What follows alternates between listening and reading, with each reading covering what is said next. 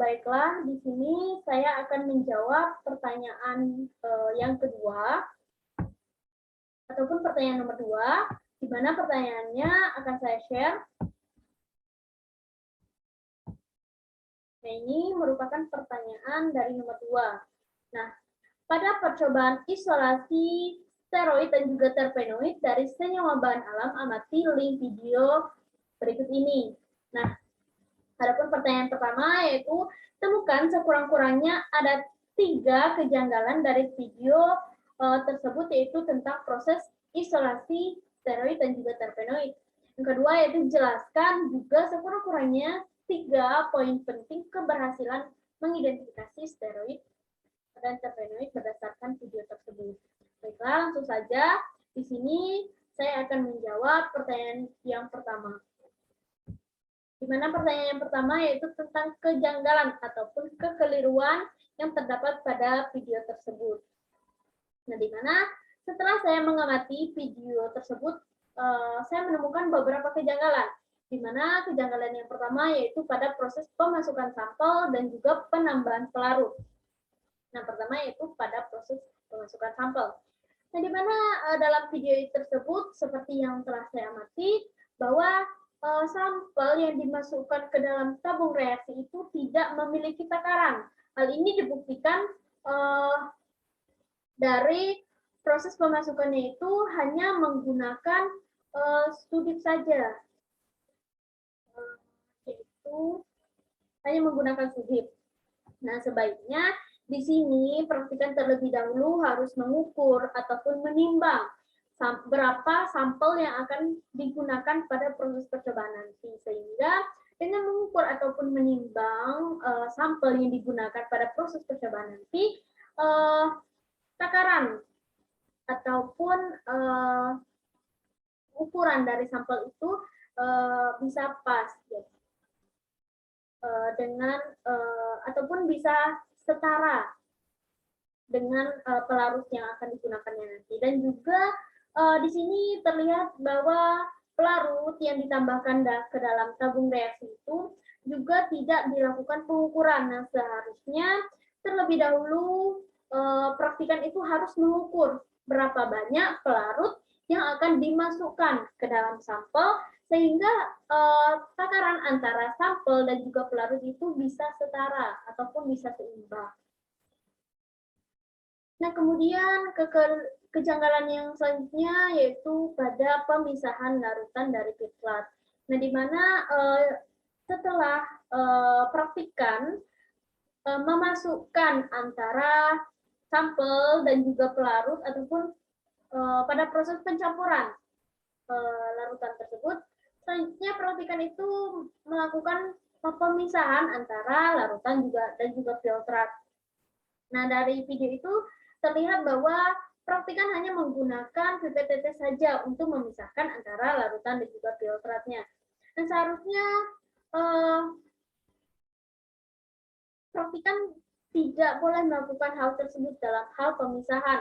Hal ini ditakutkan adanya filtrat yang ikut ke dalam larutan yang kita pisahkan tadi, sehingga pemisahannya itu tidak sangatlah efisien dikarenakan mungkin jika kita hanya menggunakan pipet tetes saja untuk memisahkan kedua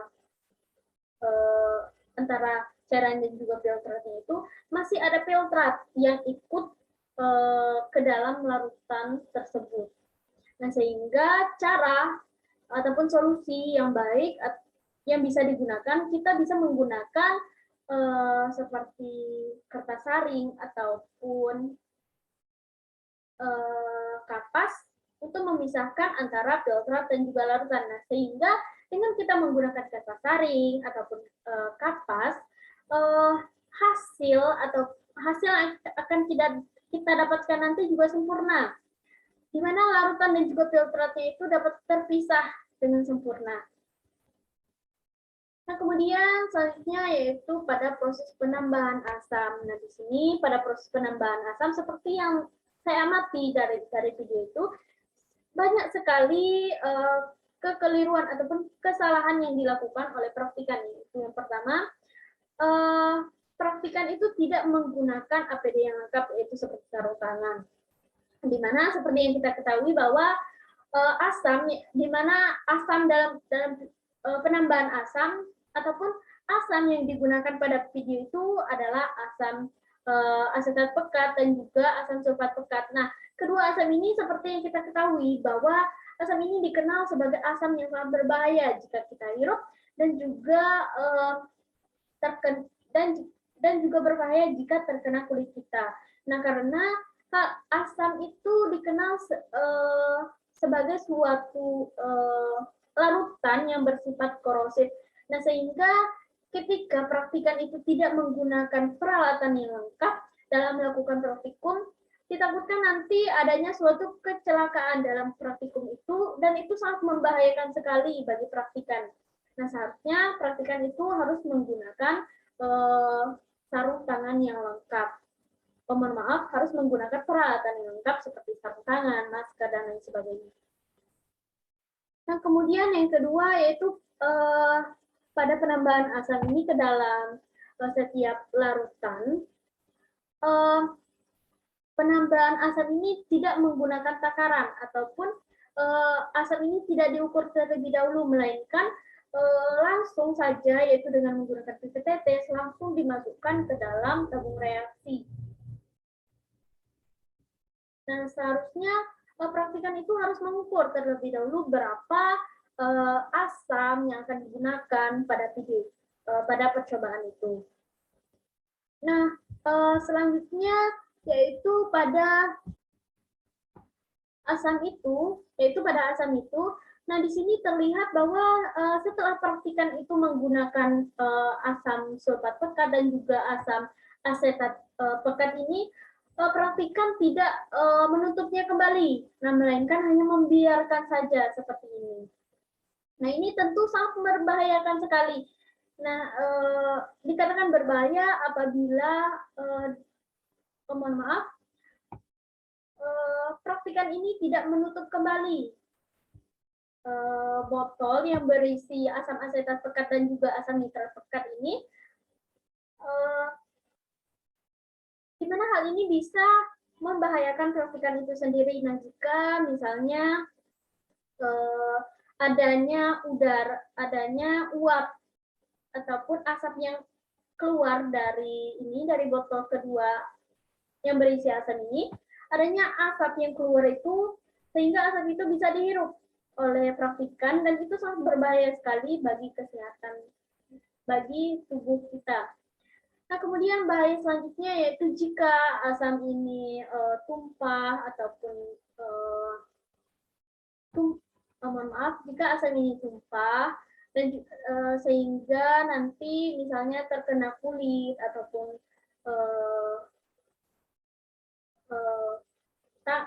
seperti tangan dan lain sebagainya, itu sangat berbahaya sekali. Nah, seperti yang telah saya jelaskan tadi, di mana asam, apalagi yang namanya pekat, itu sangat berbahaya sekali karena baik itu asam sulfat pekat ataupun asam asetat pekat itu memiliki sifat yang sangat korosif, sehingga hal tersebut sangat berbahaya sekali jika dihirup ataupun jika terkena kulit. Maka dari itu praktikan harus memperhatikan hal sekecil ini, karena hal kecil ini bisa menimbulkan suatu dampak yang besar, yaitu bisa membahayakan praktikan itu sendiri, sehingga praktikan harus lebih berhati-hati lagi ataupun harus memperhatikan hal-hal seperti ini. Nah, selanjutnya ada pun poin penting yang menunjang keberhasilan dari isolasi steroid dan juga terpenoid. Nah, dari video yang telah saya amati tadi, di mana ada beberapa hal penting ataupun ada beberapa poin penting yang menjadi penentu keberhasilan dari isolasi steroid dan juga terpenoid itu. Di mana yang pertama yaitu pelarut yang digunakan. Yang dimana pada video ini pelarut yang digunakan itu bersifat non-polar, yaitu metanol. Nah, penggunaan pelarut dalam isolasi steroid dan terpenoid ini akan mempengaruhi hasil yang akan digunakan nanti. Di mana seperti yang kita ketahui bahwa steroid dan juga terpenoid ini dicirikan sebagai di mana steroid dan terpenoid ini memiliki ciri yaitu memiliki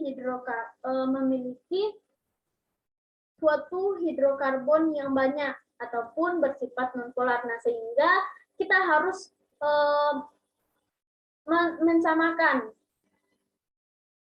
yaitu kita juga harus menggunakan pelarut yang polar juga, sehingga nanti kita bisa mendapatkan hasil yang bagus. Nah, kemudian yaitu pada proses ekstraksi. Di mana pada proses ekstraksi ini yaitu pada tabung B, pertama itu kita di mana pada yang B ini merupakan proses pencampuran antara merupakan proses dari pemisahan dari sampel yang dicampurkan dengan kloroform tadi. Nah, di mana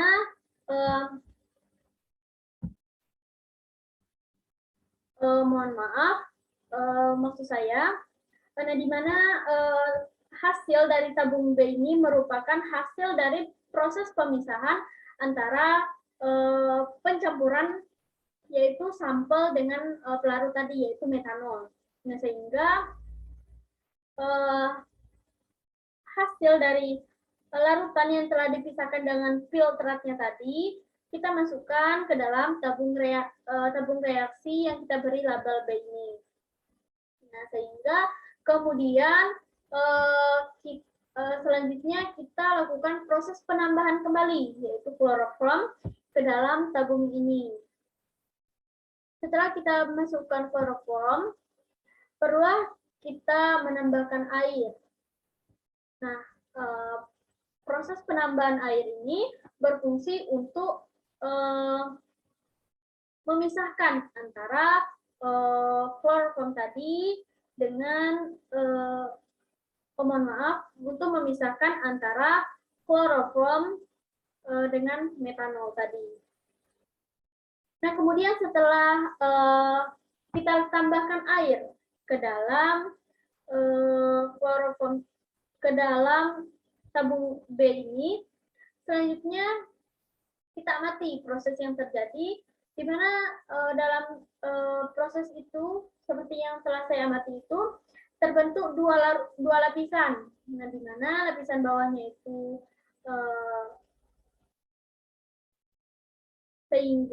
mohon maaf, terbentuk dua lapisan. Nah, dari dua lapisan itu kita pisahkan antara air, klor. Kita ambil airnya. Nah, setelah pengambilan airnya selesai, kemudian kita masukkan asam asetat pekat ke dalam tabung B ini. Kemudian setelah kita masukkannya itu, kita lihat perubahan apa yang terjadi. Sehingga dari proses itu terlihat bahwa adanya cincin yang berwarna kecoklatan. Namun cincin itu jika kita lihat itu tipis. Lain halnya pada tabung C, di mana tabung C ini pertama yaitu kita masukkan sampel, setelah itu kita masukkan metanol. Mohon maaf,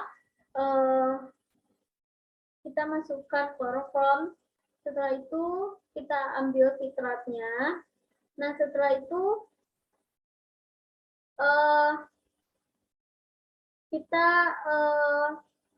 kita masukkan asam asetat pekat ke dalam tabung C ini. Nah, setelah kita masukkan asam asetat pekat itu, kita masukkan lagi asam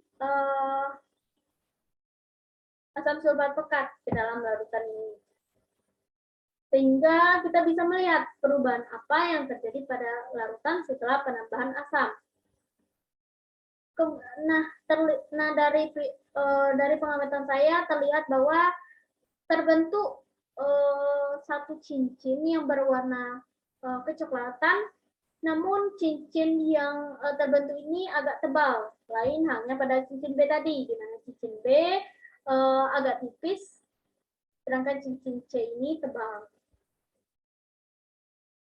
Nah, kemudian yang ketiga yaitu adanya penambahan asam yaitu asam asetat pekat dan juga asam sulfat pekat seperti yang telah saya jelaskan tadi, di mana setelah ekstraksinya selesai, maka terlebih dahulu kita masukkan asam asetat pekat, kemudian barulah asam asetat pekat ke dalam kedua tabung reaksi ini, yaitu yang berlabel B dan juga C ini, barulah kemudian kita memasukkan asam sulfat pekat ke dalam tabung B ini. Nah, setelah pemasukan asam sulfat pekat, kita bisa melihat perubahan yang terjadi pada larutan, di mana setelah kita goyangkan kedua tabung itu, terlihat bahwa seperti yang telah saya jelaskan tadi, pada tabung B terbentuk cincin, namun cincinnya itu tipis, sedangkan pada tabung C terbentuk cincin, namun cincinnya itu berbeda dengan B, di mana dia agak tebal daripada yang B. Nah, warnanya sama, yaitu coklat. Nah, baiklah, mungkin cukup sekian jawaban saya dari nomor 2. Jika ada salah kata saya mohon maaf. Saya akhiri dengan wabillahi taufiq wal hidayah. Wassalamualaikum warahmatullahi wabarakatuh.